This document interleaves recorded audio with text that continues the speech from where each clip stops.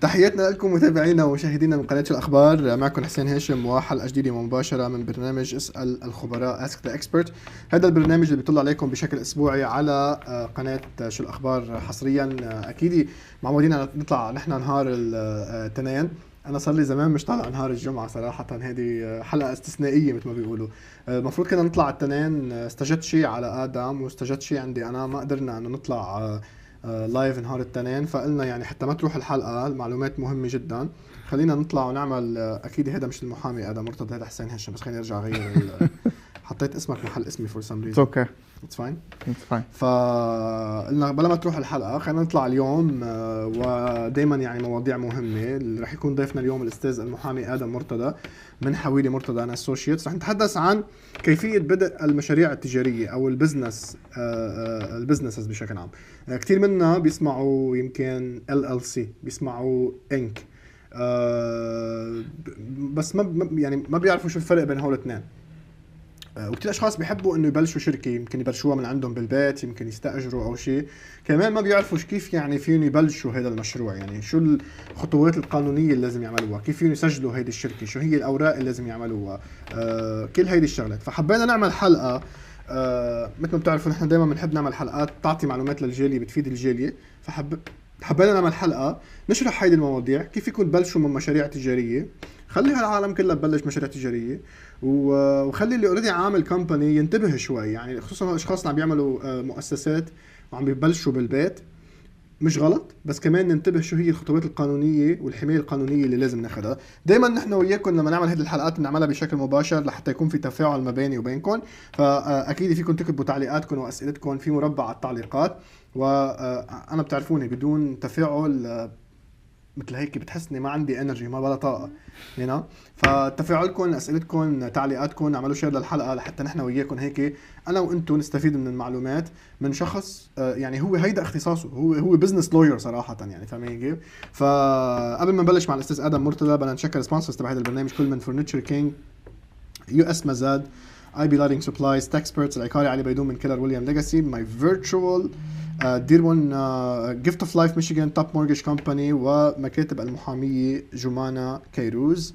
استاذ آدم كيفك؟ الحمد لله. شو الأخبار؟ كل شيء تمام، كيفك حسين؟ الحمد لله الحمد لله. آدم، موضوع مهم كتير. حضرتك هيدا اختصاصك، انت يور بزنس لوير. هيدي الباك جراوند تبعك. هيدا الباك جراوند تبعك، يعني انت انا I majored in business. بعدين I went to law school. بعدين كيف العربي اليوم؟ العربي منيح. بسلم عليك العربي. يلا. بس يعني هيدي it's a very important topic. كان عندي واحد عنده شركة he builds houses, luxury homes, luxury homes. وهو he's been working مع هول البارتنرز تبعه شي 20 سنة. وهلا هن بلشوا LLC together، واجا لعندي وجاب لي ال operating agreement to review for him. وهو قال لي he was like I want to do it مظبوط so in case شيء بيصير later on ما في. خصوصا بس يكون في شركة، يعني لما بيكون في joint ownership هيدي أكتر من غيرها لازم الواحد ينتبه على الأجريمنت الأول، لأنه بس يكون في شركة يعني دايما بيكون الموضوع حساس أكتر من غيره، لأنه عم تحكي عن شخصين هن اللي بدهم ياخدوا القرار، مش شخص واحد من راسه عم ياخد قرار. لازم يكون في agreement، اتفاق ما بين الاثنين.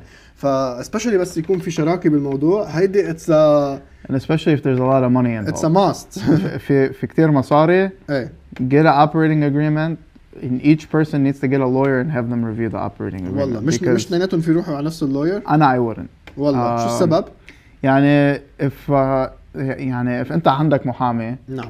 وأنا وياك we wanna open a company together ورحنا المحامي لإلك، هو المحامي لإلك مش لإلي.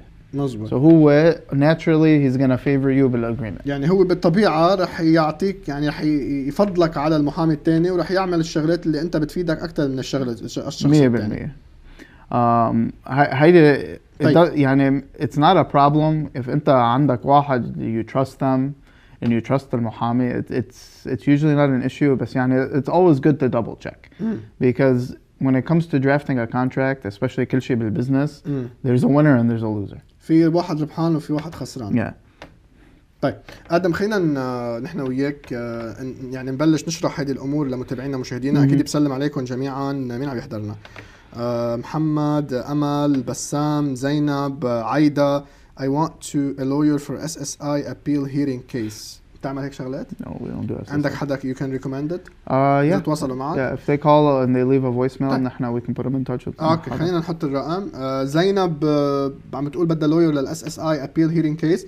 هلا هن ما بيعملوها، بس تواصلي معهم على المكتب وان شاء الله هن بيخلوكي تتواصلي مع حدا وبيعملوا لك ريفيرال لحدا بيعمل هذه الشغله. اكيد الاستشاره مجانيه عند المكتب. رقم التليفون 313-908-6018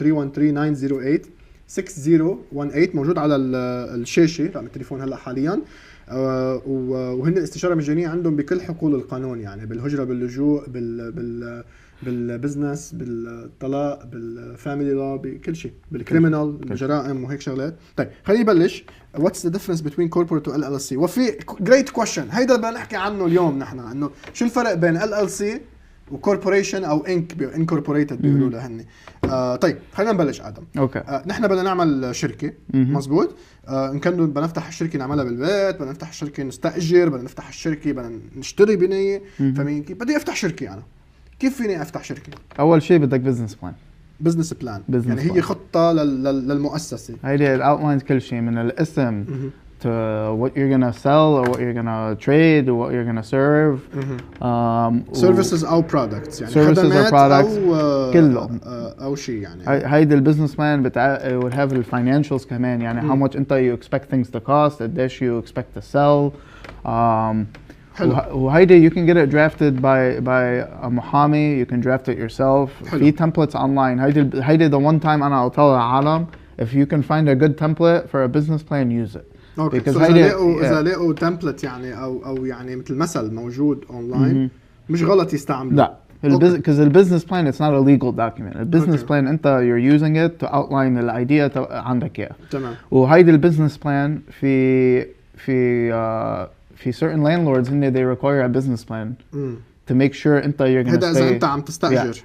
And if you go to the bank وبدك loan بدك business plan. وإذا تروح على SBA وبدك loan بدك business plan. والله مهم يعني. So يعني if you can find a good template, do it. If you want to go and hire a محامي or a CPA, CPAs in they can do business plans كمان. حلو. CPAs يعني if عالم they want a cheaper route, روح على accountant. وهن they can help you pick أي tax structure بتكون أحسن لك. يعني if it's a low risk. يعني انت انت you're selling products على يعني eBay. لما انت عم تعمل هيدي الخطه للشركه، شو بدك تبيع، شو بدك تعمل، شو الخدمات اللي بدك تقدمها او شو البضائع اللي بدك تبيعها.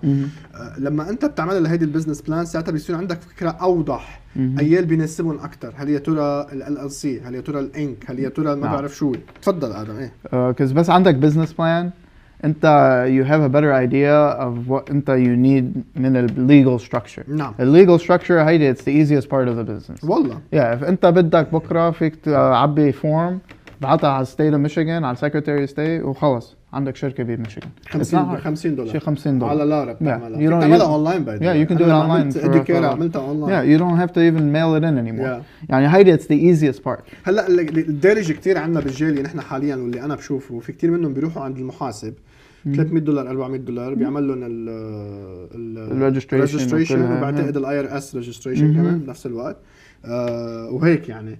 بس كمان المحامي في يعمل هذا الموضوع. نعم. بس يعني أنا صراحة when someone he comes to me and they ask me to do it I tell them روح على CPA it's cheaper. بعدين if انت you need هذا إذا بده يعمل بس إنه بده يسجلها. If انت you need يعني انت you need a partnership agreement, articles of organization, بدك employment contracts, بدك non-compete, non-disclosure, بدك an employee handbook. how do I can do them for you.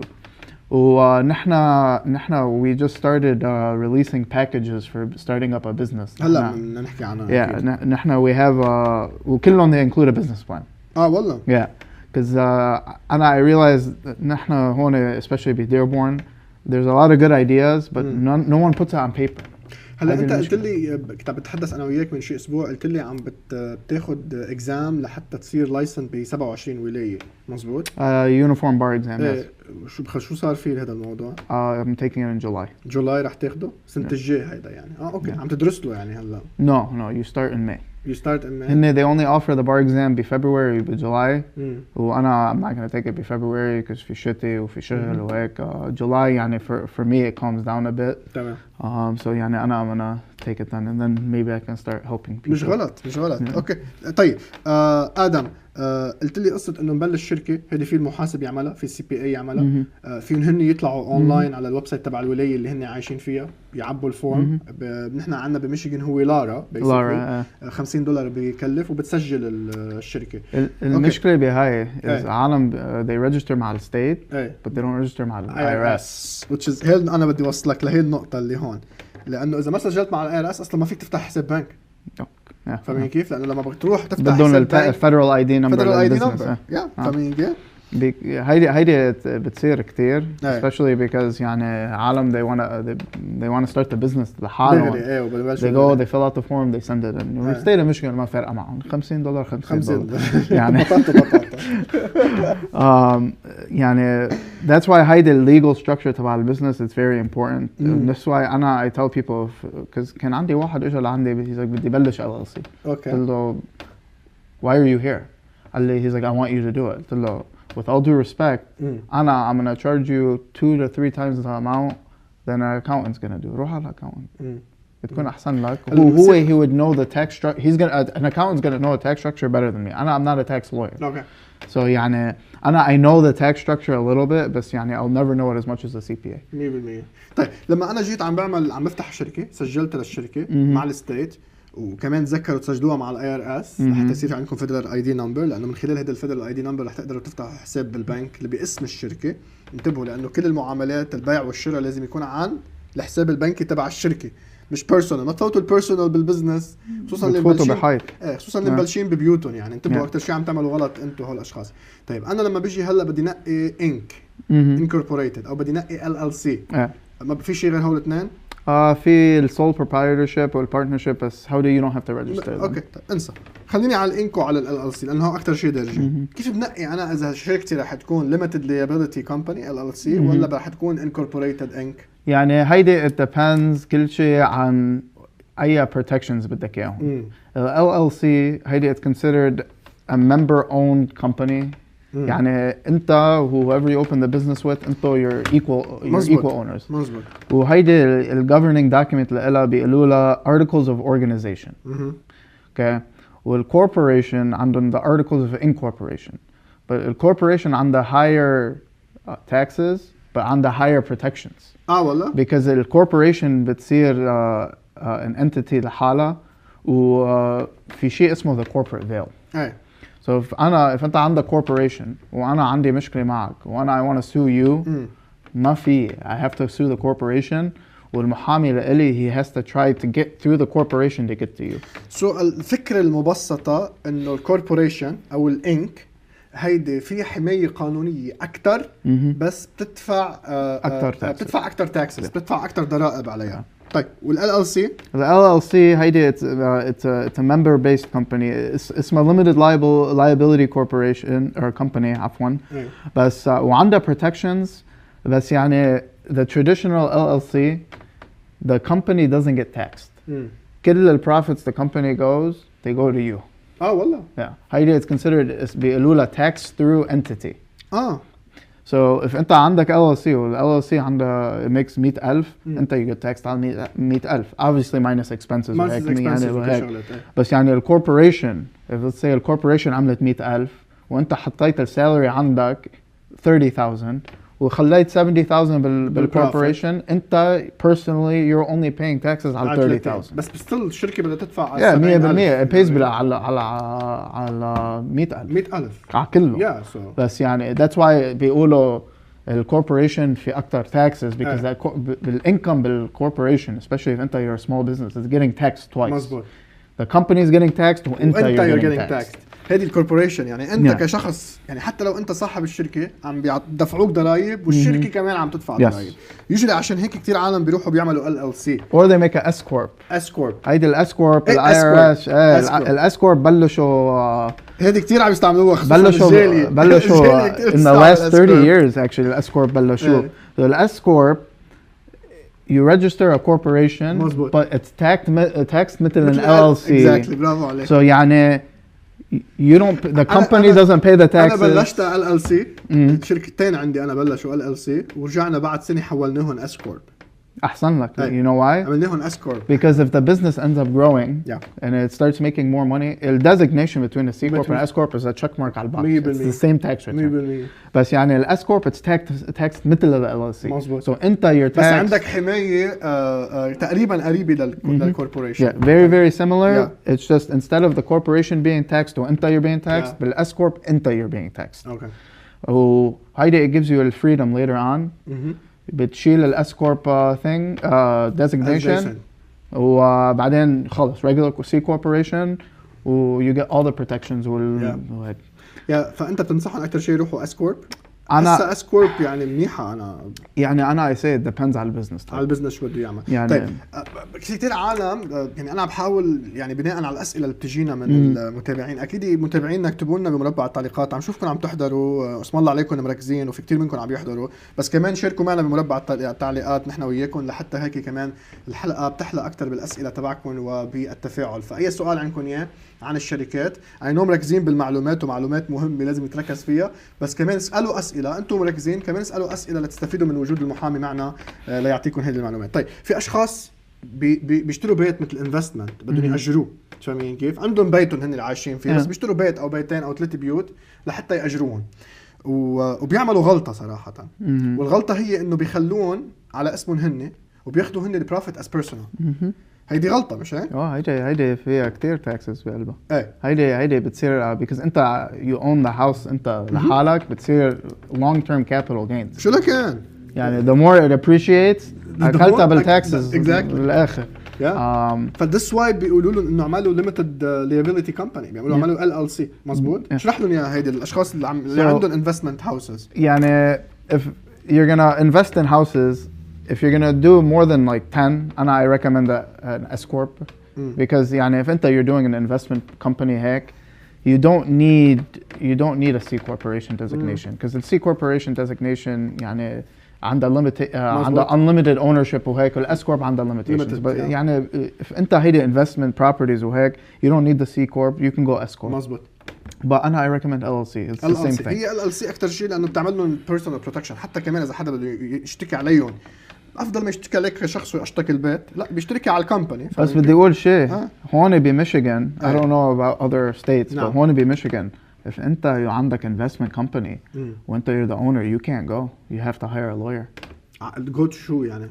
على court for evictions. you have to hire a lawyer. اوكي ما فيك تروح لحالك. بس ستيل يعني الليجل بروتكشنز اللي بيجوا معها لهي الشغله انت عم تحمي حالك شخصيا، يعني بدل ما يجي انت كبيرسونلي يعني كشخصيا انت مسؤول. حدا وقع بالبيت يعني he can't sue you. ثانك يو. هذه انا بدي اوصل لها. في عالم خسرت بيوتها، اجى انه واحد انه قال له انا وقعت قدام البيت، اشتكى عليك.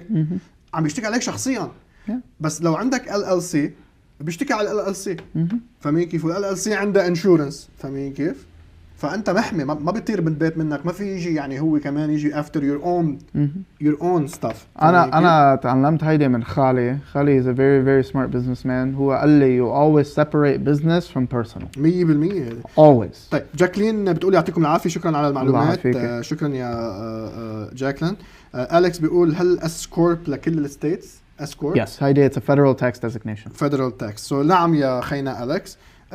جعفر عم بيقول شفت بس لهم انا هيك شاركوا معي ولا مره بيخيبوني، ببلشوا يشاركوا معي. شاركوا معي يلا. I have transportation company which one is good for me. هلا already هو عنده انك. so منيح الانك للترانسبورتيشن كومباني ولا it works. انا I would just ask his accountant to file as S corp. He probably does already. صراحة most of the accountants. so انك تاكد انه في S corporation. yeah most accountants especially هون بديربون شاطرين والله. صراحة هن شاطرين كتير وهن they'll automatically pick it for you based على البزنس تبعك. so يعني بس تاكد انه معمول له S corporation just to save tax بس لحتى يكون سيف. بس انتبهوا لي على موضوع اللي عنده بيت تاني مأجره ينتبه على هذا الموضوع. يفتح LLC ما بتكلفكم شيء والله ما بتكلفكم شيء. LLC I think is $35. $35 منا غالية. بس حتى لو راح على محاسب دفع له $300، فاهمين كيف؟ عم بتريح راسك. بس يعني for LLC صراحة if you're gonna be the only member وهيك you can just register it yourself. Just make sure you register مع IRS. طيب طيب ادم حكينا انه بدنا بزنس بلان. بقلب البزنس بلان رح نحط الاسم، رح نحط شو هن الخدمات السيرفيسز او البرودكت البضائع اللي نحن بدنا نبيعها. الفاينانسز شو قصدك بالفاينانسز؟ يعني how much you plan on making. يعني if انت فتحت مطعم how much the food's gonna cost, how much you're gonna pay the waiters and the wait staff and the cooks وهيك. You need to outline everything you possibly can. وأنا what I learned in business school, when it comes to the financials بالbusiness plan, you do two sets. You do واحدة, it's very very conservative estimates. يعني you assume you're only gonna pay الشغال $20,000. something basic يعني minimum يعني. The absolute minimum and how much you think it can cost if it gets big. So that way يعني. طيب finances هيدي finances بعد في شيء غير هيك؟ أنا I would put the legal structure. Legal structure. بس شو هي legal structure؟ يعني whether أنت you're choosing an LLC, C corp, S corp. Any marketing strategies هيدي كمان هيدي كبيرة. هيدي it's the hardest part of starting a business. especially إذا بدك تعمل لون بدك تاخد لون هيدي مهمة. You have to outline everything. هيدي مهمة. سوحة عم تسألك شو هي هيدي ال PLLC؟ The PLLC is a professional limited liability corporation. So مثل a regular business عندهم LLC versus corporation. Doctors or lawyers, anyone who's a licensed professional. عندهم either a professional limited liability corporation or a professional corporation. So PLLC versus a PC, they work the same سؤال way. حلو يا سهى لأنه في حدا معنا أنتو PLLC مش؟ نحن PLLC. أنتو PLLC. عم بقول أنا إنه دائما بقرا PLLC على التشيك تبعك بس ولا مرة تذكرت أسألك.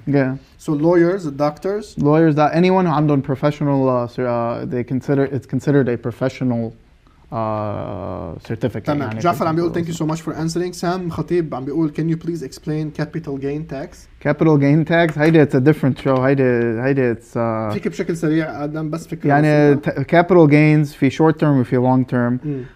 It's based on يعني investment. If you're holding something a short term, I believe the IRS, they designate 10 years for that. Anything more than 10 years is considered long term. I haven't taken tax law in 2.5, 3 years, and it changes every year. إن شاء الله بنعمل فيديو بسيط بنشرح لكم إياه بس بشكل عام إنه depending it depends on the length and how much money وهيك وهيدا it's considered يعني stocks they're also considered in capital gains because هيدا it's not considered regular income. الكريبتو هودي الكريبتو كرنسي وهو شغلات هودي شو وضعهم بهالايام؟ Honestly, I think it would. I don't know because صراحة it's traded like a commodity مثل الذهب. مثل الذهب. والذهب if it appreciates over a while وعندك إياها بالبنك for example وعندك إياها بالبيت and you try to sell it. It could technically be subject to capital gains. I don't know the specifics about crypto, but I think crypto because هلا حطوهم على stock market for 100% they're considered capital gains. كريبتو اسم الله طايرين بهالايام. الله يقويكم. طيروا. شو انت you invested like سيروا فعين الله ترعاكم. محمد خينا محمد شمسي عم بيقول شكرا على كل المعلومات. شكرا لكم اصلا على المتابعه. رجوان شمس أليكس كل اللي عم يحضرونا كل اللي عم يتابعونا كل اللي عم بيشاركوا بهيدي الحلقه اليوم والتعليقات والمتابعه. بدنا نكمل نحن وياكم. شمس مساء الخير عليكي كمان ايضا. بدنا نكمل نحن وياكم بهيدي الحلقه الشيقه المختلفه شوي هيك معلومات. يمكن اول مره بنحكي نحن وياكم على الويب تي في. يمكن عملنا حلقه قبل مره على الراديو حكينا عن هذا الموضوع بس على كويب تي في على فيسبوك وهيك اول مره بنحكي عن كيف فينا نبلش شركه كيف شو هي شو لازم ننقي. هلا بعد الاعلان بدنا نروح بريك. بعد البريك بدنا نرجع نقول شو هن المستندات المطلوبه منكم لحتى تعملوا انتم الانكوربوريشن للشركه وغيرها من هيدي الامور. اذا انتم عم تعملوا رانت اذا في بارتنرشيب اذا في شركه شو لازم ينعمل. كثير مهم المعلومات. رح نكمل نحن وياكم بعد الاعلان. يلا اعلان هيك صغير وبنرجع نحن وياكم ما تروحوا لبعيد. بريك وبنرجع. هم الضرايب وعندك أسئلة كتير واستفسارات مش عارف لوين تروح ولا مين تلجأ؟ لا تفكر ولا تحتار. تكسبرت حدك ومعك لنساعدك تعبي على الضرايب بسهولة وبلا وجعة راس وبنحصل لك أفضل عائد ضريبي. ما إلك إلا تزورنا وما تحمل هم شي. سكور الإعلان محصل على $50 خصم على أي من خدماتنا. العنوان 23916 ميشيغان أفينيو ديربورن. هاتف 877-717-1040. للدقة والثقة عنوان تكسبرت لكم أفضل خيار. How do you know that your insurance adjuster has shared with you all of your benefits. Those people who are in a car accident come to me months later, and it turned out that their adjuster paid them one benefit but stood silent on other benefits. There is a term of limitation, and you have 1 year to sue an insurance company from when a benefit is due.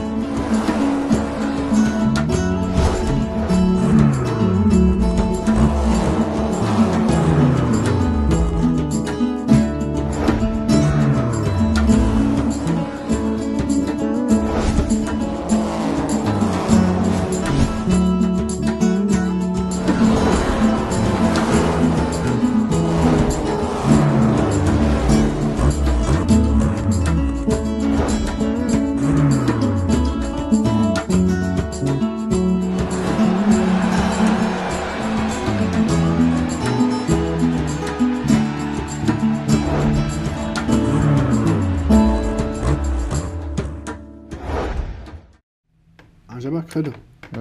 هذا شو اتس يورز. طيب نرجع نحن وياكم متابعينا لهذه الحلقه المباشره من برنامج اسال الخبراء. معنا حسين هاشم من قناه شو الاخبار. عودي شو السؤال تبعك بعد اذنك، اذا فيك تكتب سؤالك لانه ما طلع سؤالك عنا، اذا فيك ترجع تكتب سؤالك بنكون ممنونينك. أميرة سليمان تحياتنا لك، أهلا وسهلا فيكي. سهى عم بتقول آدم بدها تفتح dentist thinking to open an office in the near future. شو لازم هي يكون؟ أنا recommend for any doctors, dentists وكل شيء I recommend a PC. PC? Yeah. اللي هي professional corporation. Yeah. Especially because doctors and dentists they tend to they work لحالهم. If anything they bring in hygienists who a receptionist or heck, so it's going to end up being small. If they're worried about the tax implications, they can always file as an S corp with the PC as long as عندهم less than 100 shareholders بالbusiness. So everyone's a U.S. citizen or resident that's an owner of the business. طيب. And I always recommend PC. There's more protections with doctors, with dentists especially, عندهم a lot more liability than us lawyers, for example. Okay. Into lawyers usually PLLC. It varies. It really depends على. بس لسوها بتنصحها تعمل PC. Any doctor or dentist, I 100% recommend it. Sam عم يسأل what about owning two separate businesses in two separate states? You can do that. How do you just register S corporation? If you're gonna do a ownership in a different state, like let's say in عايش Michigan, and we want to open up a business in Ohio, you'd have to file as a foreign corporation. Because the ownership is, unless you establish a resident agency بقلب Ohio, you'll have to. It's a very different scenario. No. But if you're gonna be out of the state, I recommend a corporation. Corporation. طيب. سمعت بقصة هيدي انت التاكس انه anything above 600 they gonna. Didn't they stop it? هيدي وقفوها صراحة. يعني هيدي قالوا فوق ال 10,000. بس كمان قالوا they gonna tax أو they gonna look at the Zelle أو PayPal أو Venmo كمان ال 600. هيدي شو لك على معلومات فيها؟ هيدي goes into tax law because before any kind of digital transaction, I believe the limit before they informed the government was like 1,000 or something like that. It was something like ridiculous. So because how the apps they're designed, if I know we went out to lunch وانت you paid and I pay you back via Zelle quick pay. مزبوط. وهيك they're gonna start doing that because عالم شاطرين. نحن we accept Zelle quick pay for payments كمان like we're just anytime there's a medium of exchanging money between people. هن كل هدفهم انه يجيبوا الضرائب ويجيبوا المصاري اللي عم بتروح منهم بشكل عام. جعفر سؤالك عن لون يا جعفر. How can I get a second loan now knowing that I got the first loan of 40,000 from جعفر عم تسأل عن ال SBA loan، عم تسأل عن شو، عن PPP، عن شو عم تسأل exactly يا جعفر؟ اوكي بس ابعت لي وضح لي. طيب خليني اكمل بموضوع، كملوا باسئلتكم انه اكتبوا، حاولوا الاسئله تكون ضمن نطاق الحلقه عملوا معروف. طيب شو هن المستندات او الدوكيومنتس المطلوبه لحتى تعمل انكوربوريشن للشركه؟ So بس انت بتخلص البيزنس بلان. You have an idea of what structure بدك اياه. نعم. If you decide you want to start a partnership, you do a partnership agreement and you can register it مع الstate. You can register partnerships in Michigan. There's an act that was established in Michigan to recognize partnerships as a business. شو إذا واحد بده يعمل شراكة بده يعمل دوكيمنت عقد لهيدي الشراكة للبارتنرشip، يعني مش يلا قعدت أنا وياك هيك بالليل شربنا فنجان شاي يلا أنت بيطلع لك القد أنا بيطلع لي القد Yeah, well, HIDE goes to everything. HIDE goes to the corporation, the articles of incorporation for corporations. HIDE goes for the articles of organization for LLC. والله. You need to outline, one, how the money is going to play out, and two, the ownership, and three, what happens if there's a disagreement. Okay. Because صراحة أعطيني وحدة لترجمة. وأنا رح تخلفني أنا وياهم، أنا بعرفهم فهميكي مش كلهم يعني كم شغل. طيب أول شغلة. First thing it depends على documentation. يعني if عندك partnership في partnership agreement. if عندك LLC في articles of organization. طيب خليني أخذهم وحدة. Okay. خلينا نبلش LLC في articles of organization. أي مزبوط. هذه كل كمان بده يفتح شركة لازم يعرفها هذه articles of organization. أصلا مش عارف أترجم لكم إياها. عندك corporation في the articles of incorporation. إذا هيدي corporation. Yes. article of incorporation. the three things أنت you need بكلها البارتنرشيب agreement بكلها بدك how the money is split. يعني كيف المصاري رح تتوزع يعني. Yes. ownership. exact ownership. ملكية. يعني if عندك اثنين و you agree 50-50 you can't do 55-45. اوكي. يعني بتحددوا النسب لكل شريك قديش بيطلع له نسب. يعني 50% 55%. because if انت ما بتحطها بالarticles of organization or articles of incorporation the state assumes it's even amongst everybody. إذا مش محطوطة هني بيقولوا لها you have to spell it out. فاهمين كيف؟ إذا مش محطوطة النسب الستيت بتعتبر إنه كل واحد عنده 50-50. حتى لو أنت عندك 70% بس مش كاتبها على العقد الستيت بتعتبر إنه أنت 50-50. هذه نقطة مهمة. و the third one هيدا the most important. especially نحن مع العرب نحن we get very angry sometimes. شو بيقولوا لها emotional passionate. What happens if في disagreement. إذا اختلفنا. إذا عيطنا على بعض خلاص طب بدي اتشارك معك. because it happens يعني even amongst the best of friends family members كل شيء بتصير بضغط الشغل بتصير هيدي الشغلات. شو صار إذا اختلفنا؟ يعني إذا اختلفنا كمان هيدي بدها تتحدد بالبارتنرشيب. شو السيناريوز بتحطون إذا اختلفنا يعني if me and you are in a business نحن we can't agree on what to do we outline يعني for example إذا أنا وياك شركة وما قدرنا نتفق على شغلة we name a third party that we both trust يعني هيدي it's an example طرف مستقل اللي هو بيكون حكم بيناتكم. and if for whatever reason نحن we still can't agree we have a dissolution part. so يعني if نحن we can't agree we want to go our separate ways بنحط how we go about someone leaving the business. والله. كمان بتحط انه خلص مش رح نوصل لاتفاق because بتصير كيف كل واحد بيروح بطريقه. كمان بتحددوها هيدي اول ما تبلشوا الشركه. مش بنص الشركه انتوا بلشتوا. في اشخاص بيعملوها بالعكس. في اشخاص بينطروا يصير في مشكله بعدين بيروحوا عند المحامي ليشوف كيف المحامي بيحل لهم. يعني يفتوا بالحيط صراحه. هون صار بدها تكلفكم اكثر. دغري عمل هيك بتكلف اكثر هلا صار. فاهمين كيف؟ ابن عمي عباس تحياتي لك. love محمد عم بيقول love the effort you're doing here my guy for benefit our community. اكيد هو هذا الهدف تبع الشانل اصلا اكيد انه نفيد الجاليه من هيدي المعلومات وشكرا لادم اكيد على وجودك عم تعطينا المعلومات. طيب LLC اتفقنا article of organization. الكوربوريشن article of incorporation وبدنا نعمل هيدا اللي تحدثت عنه انت قبل شوي البارتنرشيب. partnership agreement. وهيدي خصوصا بالبارتنرشيب لازم ننتبه على كتير شغلات بقلب ال وعندهم اسامي they're different sometimes بيقولوا لها operating agreement. it's all the same operating agreement. كلها it's all the same thing. طيب. يعني regardless of the name هي بتقول everything's usually the same. طيب سؤال آدم، في كتير أشخاص بيكونوا عم يعني هلا بتعرف أنت حال واحد ببلش مؤسسة بيعمل لها لوجو للمؤسسة، بينقي لها اسم، فهمي كيف؟ يعني شفناها هون بديربون، يعني حدا فتح محل واضطر يرجع يغير اسم المحل لانه طلع الاسم تريد مارك. مش رح نقول اكيد شو الاسم يعني، بس لازم نكون عرفته انت هلا. فكيف العالم لازم تنتبه لانه صراحه الواحد اول ما يبلش كيف ما بيفكر بولا شغله من هالشغلات يعني. كيف واحد لازم ينتبه لقصه التريد مارك when it comes للاسم when it comes لللوجو تبع الشركه. The logo هيدي it's the biggest thing. Another thing هلا بديربون especially لانه انا رح بدي اعمل تريد مارك للوجو تبع ادوكير 2015. يعني قديش ديتيلد، يعني قديش ديتيلد بده يفوتوا بقصه مش بيدوروا بس بميشيغان، بامريكا كلها بيدوروا فيها وبيطلعوا على الكومبوننتس، على الكولرز، على الالوان، على الاسم، الفونت، على الفونت، كله يعني قصه التريد مارك الله اكبر شو هي.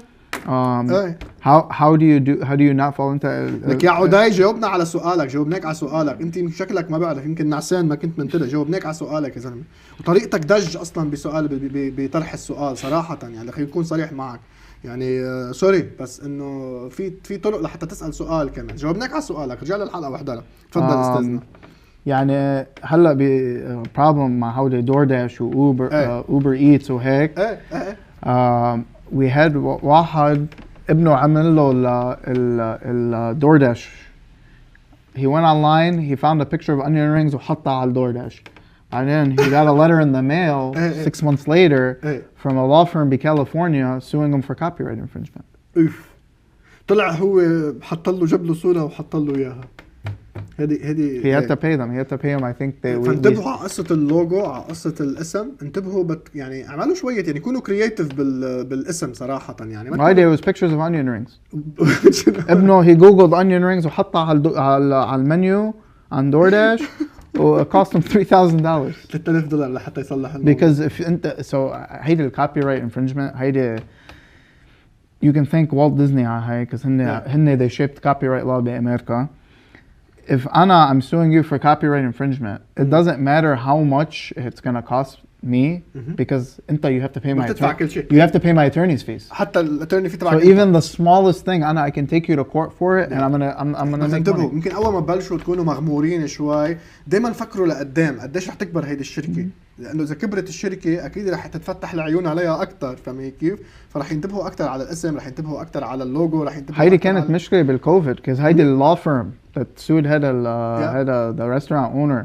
أنا ما قلتش رستورانت، رح تفضحني. No. هيدي it's different. هيدي it's a completely different thing. هذا ابنه حط الonion rings عليه. If you look up the law firm, if you went on Google the law firm, كان عندهم a department بالlaw firm عندهم that was googling everything, finding every use. Wow. And they were filing lawsuits across the country during COVID كمان. ما عم بدهم يتسلوا يعني. Yeah, the board.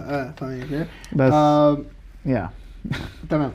لدورداش ولا اوبر بتنصحهم اني هن do they have to open a company انه يعملوها مثل 1099 ولا هذه كيف؟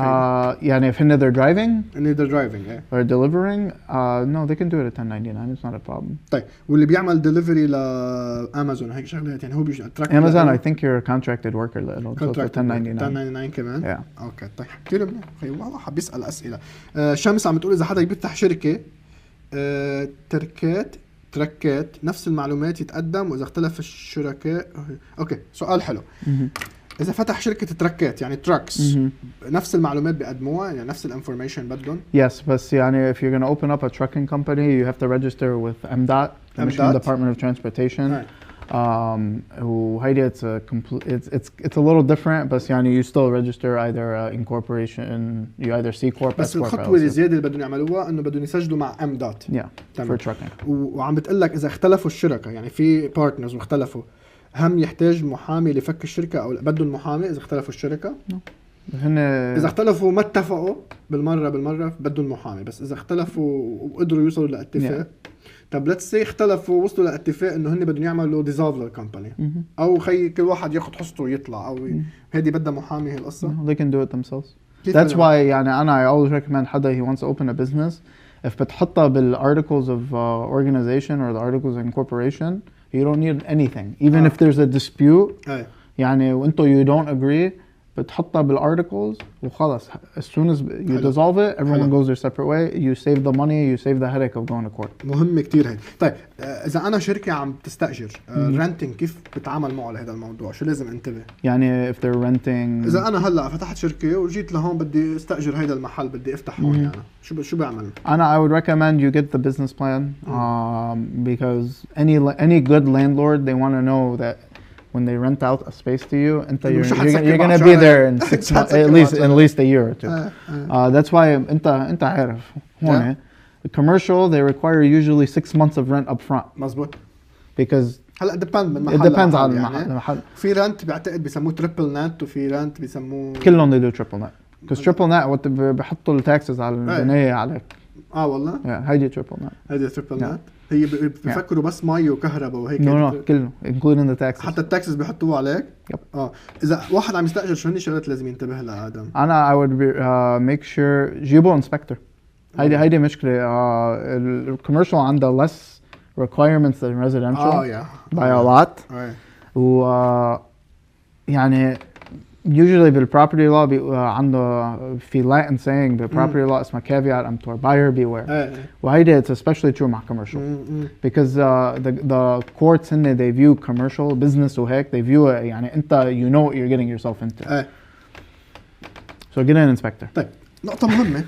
كتير عالم ببلشوا companies وبيشغلوا معهم حدا، وصراحة للأسف دارجة كتير عنا بالمنطقة هون، بتشغلوا معك حدا بتعلموا المصلحة وهيك، بعدين بفل 5 أشهر 6 أشهر بفل، مش بفل بيروح على سيتي تاني، لا بيجي بيفتح مقابلك.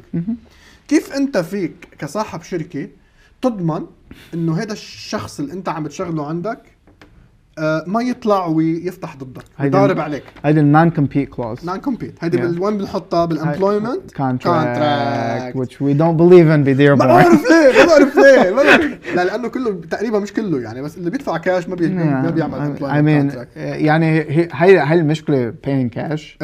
هيدي مشكله عويصه. is a contract that's not enforceable. Because when it comes to contracts in America, you cannot contract for something that is illegal. If you're paying someone cash to avoid taxes, it's illegal. And if you take it to court, you're like, oh, I hired this guy, I was paying him $20 an hour, but then he violated the non-compete. And all the guy has to say, he was paying me cash. The court's going to throw out your lawsuit. والله. بس حتى لو عم تعمل report للكاش. If you're reporting the cash, يعني if there's taxes being paid عليها, it's fine. It doesn't matter. بس إذا عم تدفع كاش من تحت الطاولة بدون ما تعمل report. Let's be honest. Most people paying cash pay it under the table. طيب لحتى تضمن إنه ما يطلع الشخص اسمه وينافسك، اسمه نون كومبيت. وأنا بعرف بالنون كومبيت فيك تحدد كم مايل كمان إنه ممنوع ولا كم سنة. Yes. المشكلة مع النون كومبيت is it depends على القاضي. والله كمان.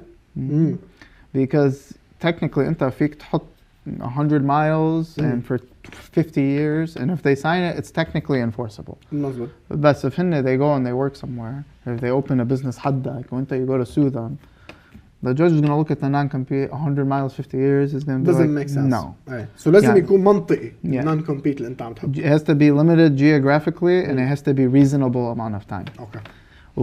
reasonable amount of time ممكن يكون 2 أو 3 سنين. بس يعني؟ بدي أقول شيء. if انت حطيت 20 miles و 5 years والقاضي he didn't agree with 20 miles in 5 years or 10 years عفوا, what he would do is he would take the contract as is, he would cross out the numbers, بيحط يعني 10 miles و 3 years. اوكي مش انه بيشيلها بالورقه. لا ما بيشيلها بالورقه. اوكي طيب ادم، يعني معلومات مهمه جدا.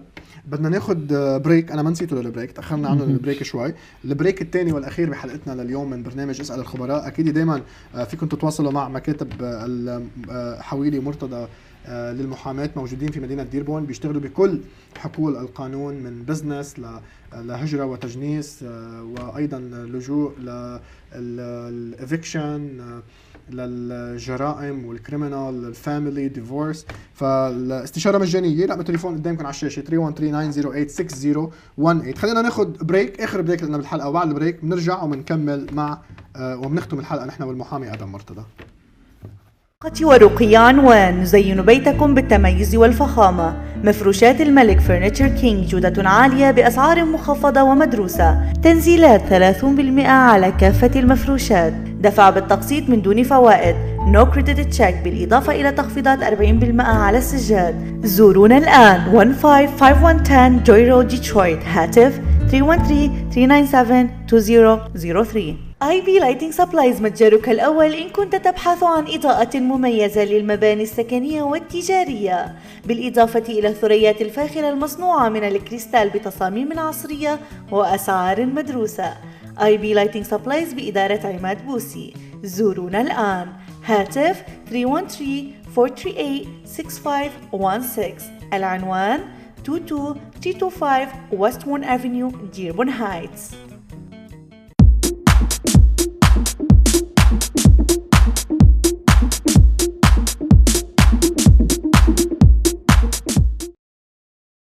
We're putting a little too much into it. وبنرجع لكم متابعينا ومشاهدينا في هذه الحلقة المباشرة من برنامج اسأل الخبراء، وبنصل إلى القسم الأخير من الحلقة. بعده معنا بالاستوديو أكيد المحامي آدم مرتضى. آدم، بدنا نوصل لآخر نقطة اللي هي الباكيج اللي أنتم عملتوها لتتسهلوا الأمور على الاشخاص اللي بدهم يبلشوا شركه. شو هن الباكجز اللي انتم عاملينها؟ انا ومصطفى كنا قاعدين من شي شهر. مصطفى اللي هو المحامي مصطفى حويلي شريكه. my business partner. I was thinking انتم عاملين business agreement؟ No. partnership agreement؟ surprisingly لا، بس يعني نحن بس بلشنا المكتب. نحن we really had everything agreed upon شو بيصير يعني when it comes to money وكل هيك. يعني نحن we had it. طيب الباكجز كنا قاعدين من شهر وانا قلت له I was like نحن هون بديربورن عندنا more small businesses than anywhere else in the state of Michigan. 100% عم تحكي بهذا. وانا قلت له how can we offer the community value? Because صراحة when it comes to starting a business you're competing with everyone up and down the street. مظبوط. نحن حدنا هونيك عندنا tax services 2 doors down. مظبوط. ونحن we're competing with them ونحن we want to provide value. Because صراحة at the end of the day it's not just about the money. 100%. Because if you make money without providing value you're a leech to the community. ونحن we were born and raised. I was born and raised. مصطفى اجى لهون كان صغير. بديربورن. هيدي نحن على الايست سايد. I grew up على Warner, Wyoming. Okay. I spent 19 years there. I want to help the community. طيب. So قعدنا we came up with 3 packages. Right. The packages, all 3 of them, they include a business plan. Okay. They include the articles of organization or incorporation or partnership agreement. It includes كلها. All the legal documents and employment contracts and non-compete and non-disclose. Oh, والله. The only thing all 3 of them do not have is the amount of legal work hours that go into it. يعني the first package نحن we provide 10 hours of legal advice or services. The second package we offer 20 hours. With the third package, we offer 50 hours of legal services, and we include employee handbooks. Usually, if أنت بدك an employee handbook, you have to go hire a HR consulting firm, or you have to figure it out. You buy it from somebody, or نحن we provide that to you. No. The point of that is نحن we wanted to price it to a point where one, you don't leave, you feel like you got ripped off. Because let's be honest. When it comes to lawyers, no one walks away feeling like they're gonna get ripped off. I'm gonna be honest with you. We've been doing it for 2.5 years. I feel like I rip people off sometimes because I feel bad because صراحة it's a lot of money. I never grew up with a lot of money. نحن we grew up middle class. It's a lot of money. We want people to feel like they got their money's worth. So that's why نحن we created how the packages. So أنتوا عملتوا 3 packages. 3 tiers. Yeah. 3 عروضات. كل العروضات في بقلبهم business plan، في بقلبهم ال articles of corporation أو organization، في بقلبهم employment contract، في بقلبهم النون كومبيت. وكل وحده فيها 10 ساعات من العمل القانوني، وحده فيها 20 ساعه عمل قانوني، وحده فيها 50 ساعه عمل قانوني. انا امبلوي هاند. هودي سنويا كيف هودي؟ يعني هيدي it's anything you need advice. if you need يعني احنا ما تروح كل مره بدك شيء من المحامي تدفع له على كل شغله، انت خلاص هيدا this is the lawyer، هو المسؤول عن الكومباني، هو بيعرف الكومباني صار تفاصيلها. نحن we helped you build it from the ground up. 100%. ونحن the reason we did this نحن when we went to حتى price هودي كمان we took our hourly rate and we discounted it because there's no point for you to get the package if you're going to end up paying me the same amount يعني if you came in and paid me hourly. So نحن we wanted to provide value by discounting our hourly rate and providing you يعني a resource. ونحن what we wanted to do, we wanted to build relationships with the community, especially small businesses. نعم. هلا شو أهمية الشخص إنه يكون عنده محامي للشركة آدم؟ يعني هذه أهمية إنه يكون عندك retainer counsel بيسموها. To have like how important is it to have a counsel, to have retained counsel? It depends على البزنس تبعك. If أنت you deal with something that's high risk يعني for example عندك pawn shop, عندك medical center, عندك dental office, anywhere where anything could go wrong and عندك think about it like this. When you're going to go buy insurance, the more expensive your insurance is, the more likely you should have a lawyer. يعني بس يكون في خطورة شوي زيادة أو ريسك هن بيسموه يعني شوي زيادة عن غيرهم دائما لازم يكون في أهمية وجود محامي بالوحدة يعني. Because if أنت you're selling stuff on Amazon or eBay, you don't need a lawyer. اوكي طيب هودي الباكجز فيهم يتواصلوا معكم وفيكم انتم تعطوهم معلومات اكثر عن هودي الباكجز اللي انتم عم تعطوها. ادم وصلنا لنهايه الحلقه نحن وياك، اسم الله حلقه وما في عندك شيء بدك تقوله؟ انا صراحه I didn't think it was going to last as long as it did. طيب كلمه اخيره لك للمتابعين ادم تفضل. انا I recommend عربي يا ادم والله هلكتني عربي ما في عفوا. انا I recommend يعني checking with a lawyer. هون بديربورن في كتير منا we do free consultations still. في كتير منا we do cheap consultations. انت بتعمل free consultation. نحن هلا انت هلا حاليا استشارة مجانية لحد الان. for business انت تغير رأيه آدم الله بيعرف. immigration we're getting immigration مصيبة. بس يعني I would recommend لكن الاميجريشن كله ببلش free consultation كله بيصيروا بيشرجوا بيصير مصيبة. تفضل.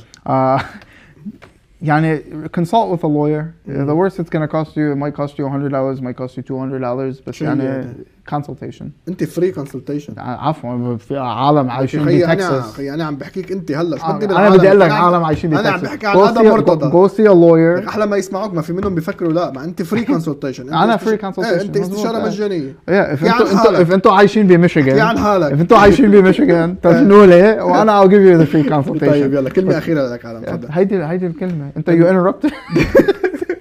الكلمة go see a lawyer. no matter how much it costs بتوفروا مصاري بالمعاملة. أكيد المحامي رح يقول لك رح يعطيك الخيارات ومنك مجبور بالشيء بالنهاية. يعني أنت بالنهاية بالقرار للشخص اللي هو بده يعملها. بده يعملها بدوش يعملها. if انت you don't want to go to a محامي go to a CPA go to an accountant. المهم روح لعند حدا. روح لعند حدا. آدم شكرا لحضورك معنا. آدم المحامي آدم مرتضى من مكاتب حويلي مرتضى للمحاماة موجودين بمدينة ديربون. الاستشارة مجانية عندهم لكل الشغلات اللي بيعملوها. 313-908-6018 رقم التليفون موجود أسفل الشاشة أكيد فيكم تشوفوا. ايضا يعني بنهايه الحلقه بنشكركم لكم متابعينا ومشاهدينا، وايضا الشكر موصول للسبونسرز تبع هذا البرنامج المحاميه جمانة كيروز، توب مورجج كومباني، اي بي لايننج سبلايز، المحامي المحامي العقاري علي بيدوم من كذا ويليام ليجاسي، فرنتشر كينج، يو اس مزاد، تكسبرتس وجفت اوف لايف ميشيغان. تحية لكم، تحية لكل المشاهدين، شكرا لكل اللي كانوا عم بيتابعونا بهيدي الحلقة. حلقة كتير مهمة، احضروها لهيدي الحلقة، ابعتوها لقرايبكم اللي حابين يبلشوا شركة، خلي يبلشوها، لأنه الشيء اللي بيتبلش صح بيستمر، والشيء اللي بنبلشه غلط بده يخرب مش رح يستمر. يعني انتوا فكروا فيها كأنه واحد عم بيعمر بيت، إذا الفاونديشن تبع البيت، إذا أساسات البيت غلط رح تعمروا طابق واثنين وثلاثة يمكن، بس بالنهاية رح يوقعوا. فدايما يعني عملوا الشغله بالطريقه الصحيحه، حتى لو دفعتوا شوي زياده بالاول وعملتوها صح رح توفروا على المدى البعيد وبشكل كبير جدا جدا جدا. بدي اتشكر كل اللي كان عم يتابعنا، كل اللي كان عم يتفاعل معنا، كل اللي كان عم يسال اسئله اللي قدرنا نجاوب عليها واللي ما قدرنا نجاوب عليها. شكرا لكم، شكرا على ثقتكم فينا، الى ان نلقاكم في جعفر. بالنسبه للبي بي بي لون هيدي بدك تحكي مع سي بي اي، والمحاسب تبعك هو اللي بيكون بيعرف بهذا الموضوع. اللي عبالك اول مره على البي بي اي لون هو اللي لازم انت تتواصل معه وتشوف شو السيره. هيدي كانت حلقتنا لليوم، الى ان نلقاكم بحلقات مقبله من هذا البرنامج وبرامج اخرى. كان معكم حسين هاشم من قناه الاخبار، الى اللقاء وتصبحون على الف خير.